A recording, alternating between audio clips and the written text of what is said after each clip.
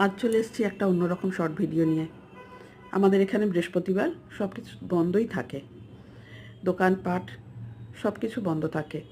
তো আমার হাজব্যান্ড জোর করলেন আজকে আমাকে উনি ঘুরতে নিয়ে বেরোবেন, ওনারও দোকান বন্ধ। দেখুন কেমন গাড়ি নিয়ে ওয়েট করছে। তো আমরা বেরিয়ে পড়লাম।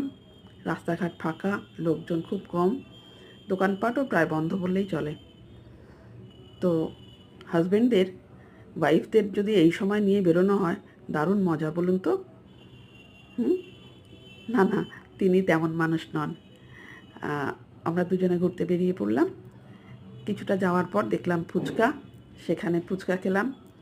ওনাকেও বললাম ফুচকা খাওয়ার জন্য, কিন্তু তিনি একটা ফুচকা খেতে খুব একটা ভালোবাসেন না। তাই ফুচকা টুচকা খেয়ে একটু এদিক ওদিক গল্প টল্প করে ঘোরাঘুরি করে চলে এলাম। ফেরার সময় মায়ের সঙ্গে দেখা করলাম। টাটা।